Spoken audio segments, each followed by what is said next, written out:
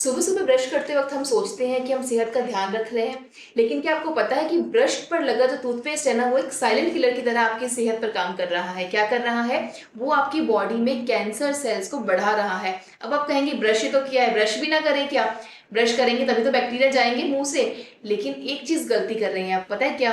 जो टूथपेस्ट है ना, उसके अंदर एसएलएस है। एसएलएस मतलब सोडियम लॉरेल सल्फेट, और उसी के साथ है सोडियम मोनोसल्फेट, यानी एसएलएस और एसएमएस। ये दोनों जो टूथपेस्ट के अंदर होता है ना, तो वो बॉडी के अंदर आपके ब्लड के अंदर एल्कलाइन तत्वों को बढ़ाता है।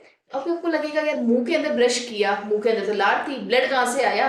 मुंह के अंदर तो ब्लड था ही नहीं, या ऐसा कोई भी सिस्टम तो हुआ ही नहीं कि टूथपेस्ट हमारे ब्लड के कांटेक्ट में आ गया या ब्लड वेसल्स के कांटेक्ट में आ गया। अब इसको थोड़ा सा और अच्छे से समझते हैं, और बहुत अच्छे से समझते हैं, तो वीडियो को लास्ट तक जरूर देखिएगा। आपने कभी सुना है कि जब किसी पेशेंट को हार्ट अटैक आता है, या आने जैसा होता है, या अचानक से सीने में दर्द ज्यादा होता है, या यूजुअली जो बीपी के पेशेंट बहुत लंबे समय से चल रहे हैं, उन सभी को डॉक्टर्स एक टैबलेट की सजेशन देते हैं, और उस टैबलेट का नाम है सॉर्बिट्रेट टैबलेट। इस टैबलेट को लेने का तरीका पता है क्या होता है? जीभ के नीचे रखिए। आप फोटो में देख सकते हैं। इसको जीभ में रखने से कहते हैं कि बहुत जल्दी असर करता है, मुंह में लेने से असर नहीं करता।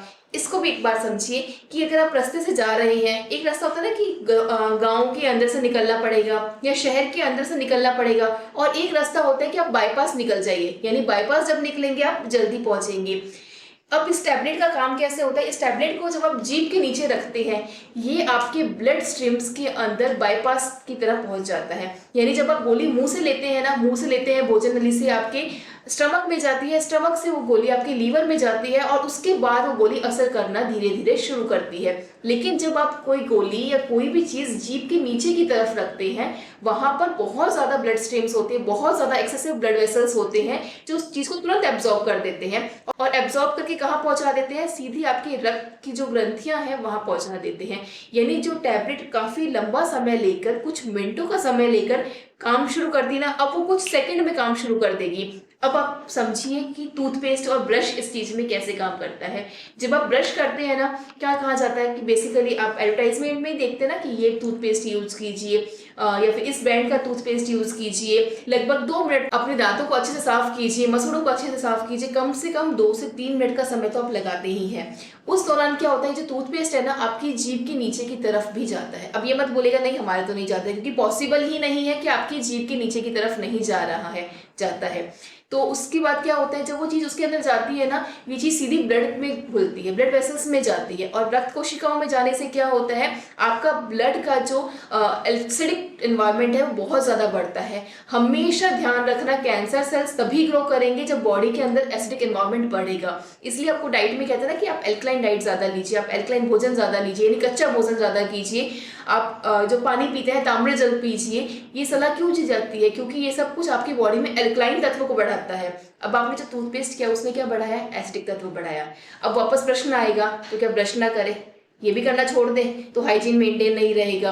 नहीं, करना है, ब्रश करना मना नहीं किया जा रहा है, ब्रश करना है, लेकिन टूथपेस्ट के साथ नहीं करना है। तो फिर कैसे करेंगे? मंजन से कीजिए, एसएलएस या एसएमएस जो फ्री टूथपेस्ट आते हैं उनसे कीजिए। आप दातुन से ब्रश कर सकते हैं, दातुन से मंजन कर सकते हैं, इन सब का प्रयोग कीजिए।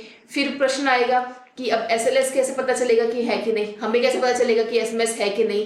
ये भी डाउट तो होगा कि एक एक इंग्रेडिएंट, अब तो अच्छा ये भी दिक्कत होने लगी कि इंग्रेडिएंट सारे बताते ही नहीं है। कई सारी चीजें ऐसी होती है जो केमिकल्स के नंबर्स मेंशन कर देते हैं, वो भी नहीं समझ आएगा कि है या नहीं। सबसे इजीएस्ट तरीका जो होता है ना, वो होता है कि आप उसको चेक कीजिए कि मुंह में झाग बन रहा है या नहीं। जो भी चीज आप यूज कर रहे हैं जिसके अंदर झाग बन रहा है, उसके अंदर एसएलएस और एसएमएस यूज किया हुआ है।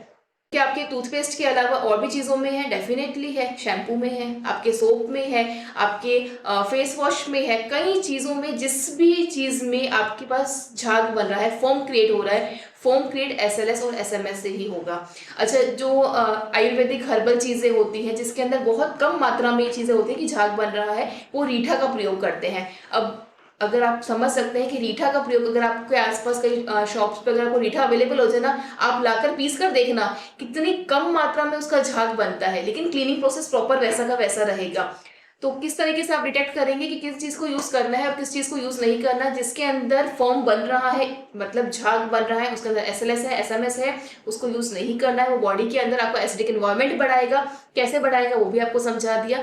सिर्फ ये एक हैबिट अगर आप छोड़ते हैं ना, तो भी आपकी बॉडी से लगभग 10 से 15% चांसेस कम होते हैं कि कैंसर सेल्स ग्रो नहीं करेंगे, क्योंकि एसिडिक एनवायरनमेंट उनको नहीं मिला है। धीरे धीरे करके अपनी हैबिट्स को सुधारिए, अपने शरीर के, अपने दिनचर्या के जो भी बदलाव करेंगे ना, उन्हीं से ही आप स्वस्थ जीवन जी सकते हैं और कैंसर जैसी बीमारियों से भी पूर्ण रूप से स्वस्थ रह सकते हैं। आशा करते हैं कि आपको ये चीज़ समझ आई होगी। अपने आसपास भी अवेयरनेस क्रिएट कीजिएगा। फिर भी किसी को कैंसर है तो उसको आप संस्थान की जानकारी दे सकते हैं, ज्योतिर्मय कुंभ सेवा संस्थान, जिसमें बिना कीमोथेरेपी, रेडिएशंस, बिना सर्जरी के भी पूर्ण रूप से बिना साइड इफेक्ट के ट्रीटमेंट किया जाता है। और इवन फर्स्ट स्टेज से लेके लास्ट स्टेज तक के कैंसर पेशेंट को विद इन 1 मंथ रिलीफ मिलता है। उसका परिणाम आप खुद कैंसर पेशेंट के मुंह से सुन सकते हैं। धन्यवाद दोस्तों। जय गौ माता, वंदे मातरम। अधिक जानकारी के लिए आप दिए गए संस्थान के नंबर पर कॉल कर सकते हैं।